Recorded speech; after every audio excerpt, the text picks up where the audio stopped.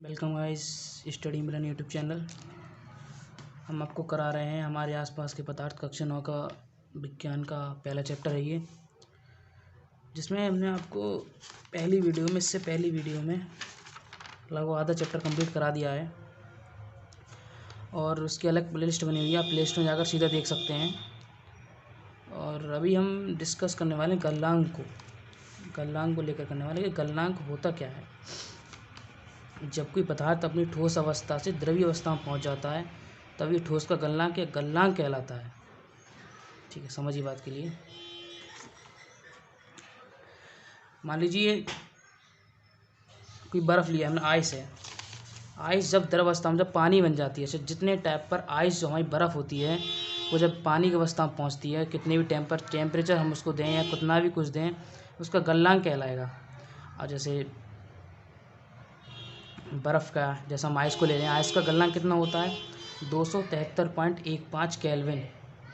ये हमारे आइस का गलनांक है। हमारी आइस है वो इतने ताप पर, इतने टेम्परेचर पर द्रवावस्था में परिवर्तित होगी, तो ये हमारा हो गया गलनांक। अच्छा, क्वथनांक जो आपके मतलब सिलेबस में नहीं है, लेकिन फिर भी हम आपको समझा देना आखिर क्वथनांक क्या चीज़ होती है। वह ताप जिस पर किसी द्रव का वास्तव वायुमंडलीय दाब के बराबर हो जाता है, उस ताप को द्रव का क्वथनांक कहते हैं। मतलब द्रव के अंदर बाष्पीकरण की प्रक्रिया कह सकते हैं आप, या वाष्प दाब, मतलब द्रव का वाष्प दाब है वायुमंडलीय दाब। जैसे हम पानी को बॉयल करें, बॉयल करके जब पानी उबलने लगता है या बॉइलिंग होने लगती है, तो जिसकी जो भाप उठता है, भाप जो उठती है उसकी तो एक वो प्रेशर या कह लीजिए दबाव डालती है, वो हमारा हो जाएगा वाष्प दाब। और वायुमंडलीय दाब जो एटमॉस्फेयर में जो दाब लगता है वो दाब उसके बराबर हो जाए तो उस ताप को द्रव का क्वथनांक कहते हैं। ठीक है, द्रव में हमारी हर कुछ वाटर मतलब जो भी आपके द्रव सब आ सकते हैं।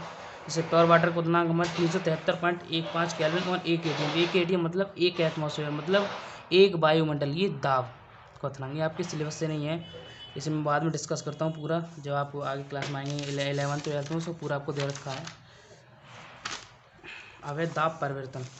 दाब परिवर्तन क्या होता है? इसमें पूछा है कि हम दाब को परिवर्तित किया जा सकता है, कि मान लीजिए हम दाब लगा रहे हैं, उसको हम परिवर्तित कर सकते हैं या नहीं कर सकते हैं। तो उस चीज़ को दाब परिवर्तन में दिखा गया है कि घटक कणों के बीच की दूरी में अंतर होना या होने का कारण मुख्य रूप से दाब परिवर्तन कह रहा था। घटक कण जैसे आपको उस दिन मैंने डिस्कस किया था इस चीज़ के बारे में। घटक कण कह सकते हैं, कणें कह सकते हैं। जैसे पदार्थ है वो छोटे छोटे अनेक कणों से बना मिलकर होता है, उसे आप घटक कण कह सकते हैं। उसी चीज़ को इसमें दिखाया गया है। मान लीजिए हमने एक सिलेंडर ले लिया, सिलेंडर में घटक कण को उपस्थित कर दिया। जैसे उपरोक्त उदाहरण हम कह सकते हैं कि एक सिलेंडर है, इसमें पदार्थ के कण उपस्थित हैं। मान लीजिए एक सिलेंडर है और सिलेंडर में हमने पदार्थ के छोटे छोटे कण ले लिए हैं। ठीक है, जब इस पर दाब लगाया तो पिस्टन द्वारा दाब ये कण आसपास आ जाता था, इस घटना को संपीड़न कहते हैं। ठीक है, मान लीजिए ये कण है, इस पर अभी हमने कोई दाब नहीं लगाया है।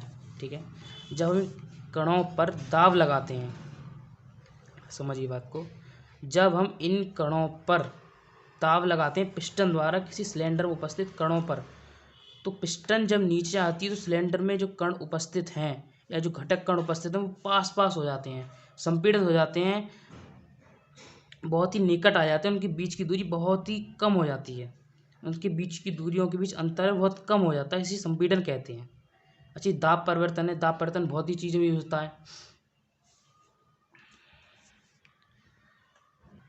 अगर हम एक एग्जांपल लेके डिस्कस करें तो आपने घर वाले सिलेंडर को देखा होगा, जो घर में अपने घरेलू सिलेंडर जो यूज़ होते हैं, गैस वाले, एलपीजी वाले।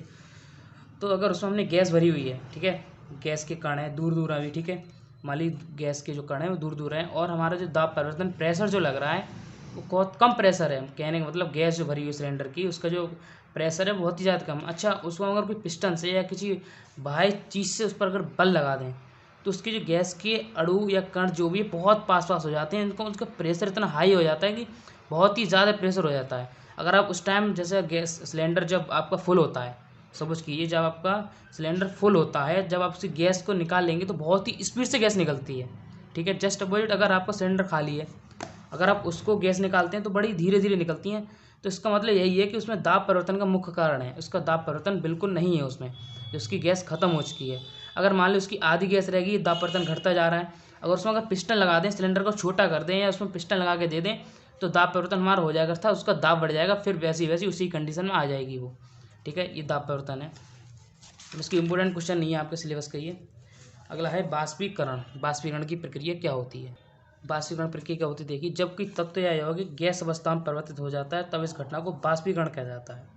मान लीजिए वाटर है, लिक्विड फॉर्म में है और उसे आप बॉयल कीजिए, ठीक है, वो अपनी द्रव अवस्था से गैसीय अवस्था में आ जाता है। गैसीय अवस्था का मतलब बॉयलिंग, मतलब भाप बनकर उड़ जाता है। अब देखिए, अब अगर किसी वाटर को उबालते रहिए, कब तक आप उबालते रहेंगे उसे? बहुत ही कम रहेगा, उबालते रहिए, लास्ट टाइम ऐसा आएगा कि आप में बिल्कुल ही वहाँ से पानी जो है, वाटर आपका जो है चला जाएगा। तो ये वही बाष्पीकरण की प्रक्रिया होगी, ठीक है। अगला क्या है, इसको कारक क्या है, बाष्पीकरण को प्रभावित करने वाले कारक क्या चीज़ें? जल की उपलब्धता अधिक होने से बाष्पीकरण अधिक होता है, ठीक है। मान लीजिए आपने एक कटोरी ले ली, कटोरी में पानी आपने ले लिया, मान लीजिए आपने कटोरी ले ली छोटी सी, उसमें वाटर ले लिया, ठीक है। इसमें कम वाटर है तो यहाँ से जो इसकी बॉयलिंग होगी या उसके जो बाष्पीकरण होगा बहुत ही कम होगा। एक बड़ा कटोरा ले लिया आप, कोई बड़ा बर्तन लीजिए, उसमें अगर हम बॉयलिंग करेंगे वाटर की तो स्पीड से बाष्पीकरण होगा। कहने मतलब वाटर का जो लेवल है वो स्पीड से घटेगा। और ये टेम्परेचर भी निर्भर करता है, अपना इतना हाई टेम्परेचर देंगे उतनी स्पीड से आपका बाष्पीकरण होगा। ये तो आपकी एक आर्टिफिशियल कह सकते हैं आप होगी प्रक्रिया। अच्छा, एक नेचुरल भी एक प्रोसेस है इसकी, कि बाष्पीकरण प्रोसेस नेचुरल क्या है वो आप अगला देखते हैं डिस्कस क्या है। स्थल भागों की अपेक्षा जल भागों में बाष्पीकरण तेजी से होता है। मतलब इसका पूरा मतलब ये है कि स्थल भागों में अपेक्षा, स्थल मतलब जहाँ मिट्टी धूल, अगर जैसे नॉर्मल आप अपने खेत ले लीजिए, वो स्थल है, वहाँ पर आपका छोटा छोटा जल भरा होता है, वहाँ जो पानी की या जल की बाष्पीकरण मतलब भाप बनने की जो प्रक्रिया बहुत ही कम होती है। जस्ट सपोज आपने देखा भी होगा, जो बारिश का मुख्य कारण यही है, जहाँ ज़्यादा पानी होगा, मतलब जहाँ ज़्यादा वाटर होगा वहीं अधिक वर्षा क्यों होती है? इसका मेन कारण है बाष्पीकरण का अधिक होना। क्या मतलब वाटर में अधिक होता है, वाटर जहाँ अधिक होगा, जो पिछले पॉइंट में आपको मैंने डिस्कस किया था, जहाँ वाटर अधिक होगा वहीं बाष्पीकरण की प्रक्रिया अधिक होगी। तो इससे पूरा डिस्कशन ये मिलता है कि जहाँ सागर या समुद्र जो कुछ भी आपका ज़्यादा होंगे वहीं बाष्पीकरण तेज़ी से होता है और वहीं बारिश ज़्यादा होती है। ये आप तो नेचुरली देख सकते हैं इस बात के लिए कि वहाँ बारिश ज़्यादा होती है। मेन कारण बारिश का ये भी है कि वहाँ बाष्पीकरण अधिक होता है। बाष्पीकरण का एक मुख्य आधार तापमान भी है, जो आपको मैंने अभी बीच वाले टॉपिक में डिस्कस किया था कि उसका मेन कारण, आप बर्तन ले लीजिए, कुछ भी ले लीजिए, आप उसमें बॉयलिंग करते हैं या कुछ भी बॉयल करते हैं, तापमान के ऊपर पूरा निर्भर होता है। मान लीजिए आप मैगी बना रहे हैं, इप्पी नूडल्स बना रहे हैं, उसमें आपने वाटर ले लिया, ठीक है, आप छूट मतलब बहुत कम धीमी उसको फ्लो पे करके आप उसको पका रहे हैं, लेकिन वो उसमें टाइम लगेगा, आप 2 मिनट 5 मिनट 4 मिनट। अच्छा, उसके टेम्परेचर जस्ट सपोज आप हाई टेम्परेचर ले लीजिए, उसका जो जल का उसमें मैगी का इप्पी आपकी जो कुछ भी उसमें जल डाला होगा वो स्पीड से बाहर निकलेगा। पानी बॉयल करेंगे ज़्यादा टेम्परेचर, वो स्पीड से उसका बाष्पीकरण होगा। मेन कारण यही है, बाष्पीकरण के मुख्य आधार तापमान भी है। तो तापमान आप कम रखेंगे तो बाष्पीकरण स्पीड से नहीं होगा, ठीक है। और हम आपके इसको PDF भी देंगे, इसके जो क्वेश्चन है मतलब एक्सरसाइज के जो क्वेश्चन है वो भी हम आपको सारे क्वेश्चन कराए जाएंगे। PDF आपको इसकी मिलेगी, आप हमारे व्हाट्सअप कॉन्टैक्ट जो आपको डिस्क्रिप्शन में दे दूंगा, उसमें मैसेज करके हम आपको देंगे। आप इस बात से निश्चिंत रहिए, आपका पूरे क्लास 9 का पूरा कोर्स कराया जाएगा, सभी सब्जेक्ट्स का सही टाइम पर आपके पेपर तक कराया जाएगा। सभी इंपॉर्टेंट क्वेश्चन भी कराए जाएंगे जो आपके सिलेबस से बलग नहीं जाएंगे, कि मतलब पेपर में पूरा आपका आएगा। आप इस बात से बेचिंत रहिए। अच्छा, चैनल को सब्सक्राइब जरूर कर दिएगा, ठीक है। अगला आपका प्रश्न है, अभ्यास प्रश्न किताब का ही दे रखा है ये, कि निम्न में से कौन सी पदार्थ हैं? कुर्सी, वायु, स्नेह, गंध, घृणा, बादाम, विचार, शीत, नींबू, पानी, इत्र की सुगंध। तो मैंने एक पॉइंट में डिस्कस किया था कि वो चीज़ें पदार्थ होती हैं जिसमें द्रव्यमान होता है, आयतन घेरती हैं, उसी चीज़ को आप याद कीजिए। मैंने डिस्कस किया था फर्स्ट वीडियो जो मैंने अपलोड की थी इस चैप्टर की, इंट्रोडक्शन की कुछ भी, उसमें मैंने इस चीज़ को डिस्कस भी किया था कि जिसमें द्रव्यमान होता है या जो वस्तुएं आयतन घेरती हैं वो पदार्थ होती हैं, ठीक है। अब जैसे कुर्सी है, कुर्सी आपका आयतन घेरेगी, पदार्थ वजन भी होगा इसमें, तो पदार्थ है भाई। आगे वायु, ठीक है, अगर हम वायु को ले लें। अच्छा, नेक्स्ट आपका है वायु। अच्छा, जस्ट अपोजिट अगर हम वायु को देखें, एयर, तो मैटर का मैंने अभी बेसिक समझाया था कि भार होना चाहिए और आयतन घेरना चाहिए। तो जैसे हमारा अगर बेसिक अगर हम किसी एग्जांपल को लें तो आपने बैलून्स गुब्बारे को देखा होगा, अगर उसमें एयर डालते हैं तो आयतन घेरती मतलब उसका जो आकार है वो चेंज हो जाता है।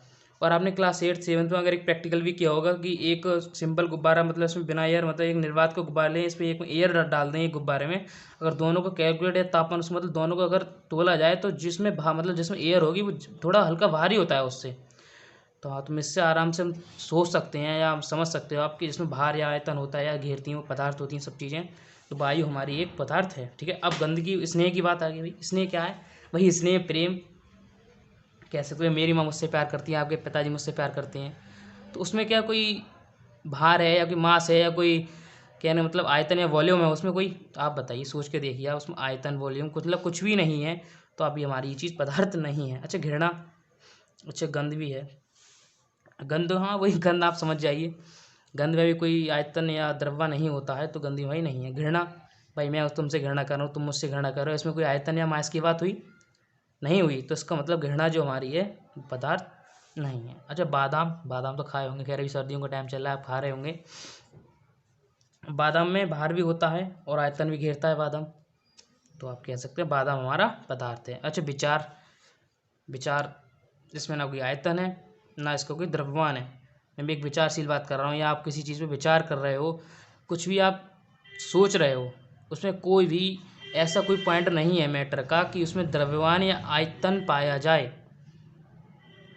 सोच विचार में, बस कह सकते हैं हम, ठीक है। अगला पॉइंट शीत। अच्छा शीत का जो पॉइंट है वो आपके कन्फ्यूजन पॉइंट है, मतलब चाहे मैंने बुक्स में पढ़ाई की है, कहीं भी देखा है कि शीत को कुछ जगह मैटर मानते हैं, कुछ जगह मैटर नहीं मानते हैं।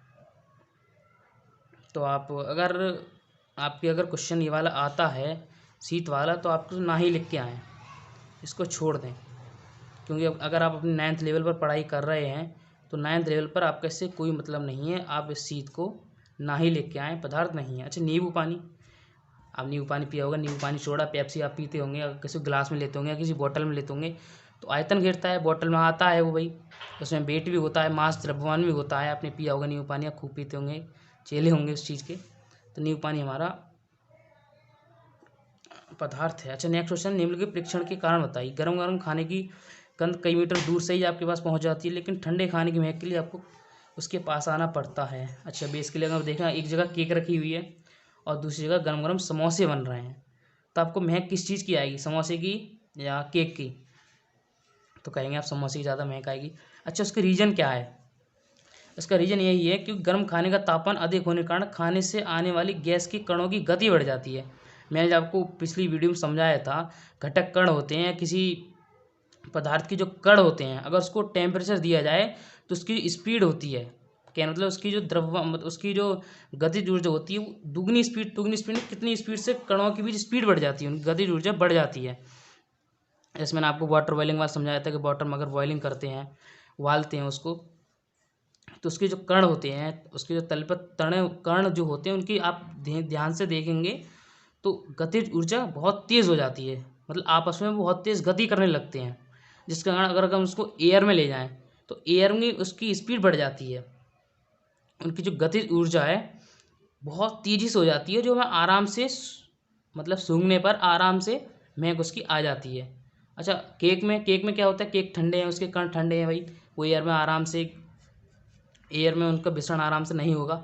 मिश्रण में अगर मैं समझा, मिश्रण मतलब बहरने की दर या एयर में फैलने की दर, तो वही कारण आप लिख सकते हैं। वैसे कोई इंपॉर्टेंट नहीं है आपके लिए क्वेश्चन, ये जो इंपॉर्टेंट है मैं अलग से करा दूंगा, बहरहाल आप देख लीजिए, आपके समझने वाले हैं। स्विमिंग पूल में गोताखोर पानी काट पाता है, इससे पदार्थ का कौन सा गुण प्रेक्षित होता है? स्विमिंग पूल में गोताखोर पानी काट पाता है क्योंकि जल के कणों के मध्य आकर्षण बल होता है जो कणों के साथ साथ रखता है। जल के आकर्षण बल के बारे में मैंने आपको पीछे ही डिस्कस किया था, वो आप वीडियो में देख सकते हैं। वाटर के जो कण होते हैं, अच्छा वाटर जो फ्लोइंग करता है या वाटर जो नदी पूरी बनी हुई है या कुछ भी है, अगर आप किसी को मतलब आप लोट मतलब किसी चीज़ में आप जल को ले पा रहे हैं, गिलास में जल को ले पा रहे हैं, तो उसका मेन रीज़न यही है कि उनकी कणों के बीच आकर्षण बल है, वरना उसका एक एक कण अलग अलग होगा। गेहूँ के दाने हैं भाई, अलग अलग होते नहीं होते हैं, वाटर के कण भी अलग अलग हो जाएंगे अगर उनके बीच आकर्षण बल नहीं होगा। तो मेन कारण यही है कि उनके कणों के बीच आकर्षण बल होता है, जिससे वो अपने पास पास रहते हैं। जैसे हम उनके हाथ को ऐसे फ्लोइंग करते हैं तो वाटर जो है उसके कण बंधे रहते हैं और हम आगे के हाथ आगे की ओर बढ़ने लगते हैं। नेक्स्ट क्वेश्चन जो आपके दे रखे हैं बुक में, अभी तो प्रश्न अभ्यास के रह गए हैं, वो आपको नेक्स्ट वीडियो में क्या कराऊंगा। आप वो चैनल को सब्सक्राइब करें और PDF नोट्स के लिए मैं आपको डिस्क्रिप्शन में डाल ही दूंगा आपको क्या करना है। ठीक है, अगर कोई भी आपको प्रॉब्लम आती है तो कमेंट करें या मुझे सीधा कॉल कर सकते हैं। ठीक है।